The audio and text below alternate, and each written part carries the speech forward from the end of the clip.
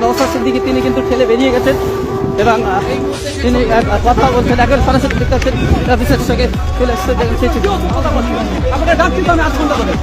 আপনি কি দিয়েছেন বলেন তো? কি বলে যাচ্ছেন আপনি? আমি একা যেতে চাইছি তো আপনি কেন করছেন?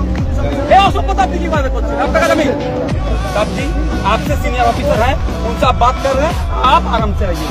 आपसे सीनियर है, आप आराम से रहिए। इन लोग का आदत हो गया सब चीज। ये पंजाब नहीं है, बंगाल है, ये बहुत ना पूरा गलत हो गया गाड़ी को लेके। আমি আপনার সাথে 8 ঘন্টার উপরে 45 মিনিট যাচ্ছি।